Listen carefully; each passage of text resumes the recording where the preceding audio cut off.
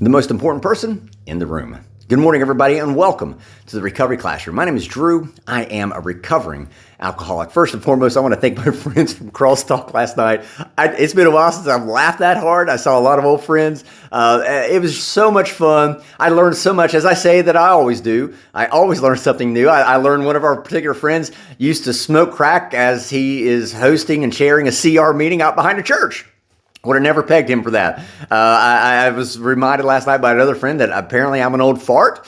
I'll be 51 in May. Now that I think about it, my body does kind of remind me of that every day when I get out of bed. I digress. I just want to thank everybody. It was so much fun. It's probably one of the funnest Crosstalk meetings I've had. I've been able to participate with in a long time. So thank you guys for coming out. You did my spiritual heart well. So I want to continue the conversation about mixed messages in recovery. And the idea here is to help explain things to the newcomer, maybe the person that's a couple days sober, a couple months sober, maybe 6 months sober, and they're starting to see things, starting to hear things that can be confusing. And right off the bat, let me say this, to the newcomer, you may hear something that somebody in your home area says, and okay, this, that, and the other. First and foremost, don't take it as gospel. That may be true for that individual. That may not be true for you.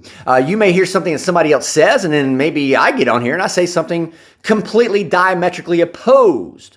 Again, don't take what I say as absolute gospel for you. What I share is absolute gospel for me. It's up to you as a newcomer to make the decision which piece of advice is going to best fit in your personal recovery. Oh, we talked about last night. Everyone's recovery looks different. And again, we're going to hear these things as we're navigating this road to recovery. Just the other day, I started talking about selfishness and how selfishness on the surface sounds inherently bad, but you come in the rooms and they tell you to be selfish with your recovery, which I 100% agree with, absolutely agree with. Pride is another one that sounds inherently bad, but yet I'm proud of the fact I'm coming up on 5 years of sobriety. I'm proud of the fact I can get up and get out of bed and go run a 5K if I want and not think anything of it. I used to not be able to do that. So pride, these things in and of themselves sound inherently bad, but it's not necessarily true. And we're going to be talking about the intent of those things as we progress in this series. But today I want to talk about a topic that is still pretty relevant and prevalent even, I guess you could say. It's this idea that the newcomer is the most important person in the room, which I absolutely agree with, 1,000%. That new person walking in, that person coming into a meeting for the very first time, they may be nervous, apprehensive, hesitant, scared, ashamed. They may be feeling all these emotions. They may have a whole bunch of shit that they want to get off their chest. And when I see that newcomer coming into the room, man, I'm all ears. Let's sit down, let's talk, open up, feel free. Feel free to talk. I think back to a young lady that came in Crosstalk about 3 years ago. She didn't want to be there. She was nervous. Came in crying. She absolutely did not want to be there. And yet by the end of the meeting, she's laughing and cutting up. And we made her feel comfortable, which and we made her feel loved. And she started opening up, which is exactly what every meeting should be like. The problem becomes when you walk into any recovery meeting and you hear those things, and you should hear this thing of the newcomer is the most important person in the room. You should be hearing that. The problem becomes when that newcomer who's breathing that sigh of relief, going, man, I'm in the right place. I can open up. I can share here. Then it's immediately followed by somebody else saying, take the cotton out of your ears and put it in your mouth. What you just did is you just told that newcomer who just breathed that sigh of relief that, hey, maybe I can open up. You just told them to sit down and shut up. That's exactly what you did. Or I love this one. I absolutely love this one. You're not 90 days clean and sober, so you have nothing to contribute to this conversation. So what message is that communicating to the newcomer? That person coming in wanting to sit down and open up and nervous and apprehensive and anxious and not sure if they're in the right place. And then they hear the newcomer is the most important person. Wow. And then they're told to sit down and shut up.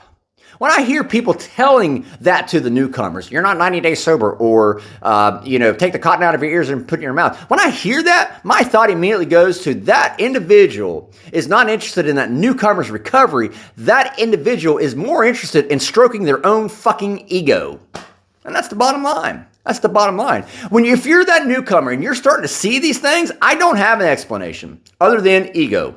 That's it. That's the only explanation I got. If you're a newcomer and you come into rooms and you see this type of behavior taking place, get up, walk out and go find another meeting. Get up, walk out, go start your own meeting. Go get on the phone with another alcoholic or another drug addict. That's a meeting too, by the way. A meeting doesn't have to take place in a church basement or a VFW. At the end of the day, the newcomer is the most important person in the room, and we should be making that newcomer feel welcome and comfortable enough to where they start opening up and speaking up. That's exactly how Crosstalk has grown. It's because we've always tried to listen, to take time and listen to what the newcomer has to say. Sure, we may say things that they may not want to hear later on, especially as they start sharing. We might start be talking about some of those character defects. But at the end of the day, it comes down to making sure that newcomer feels open, welcome, and comfortable enough to open up and share with us. So with that being said, I'm out of time. Thank you guys for letting me come in and share 5 to 10 minutes of your day with you.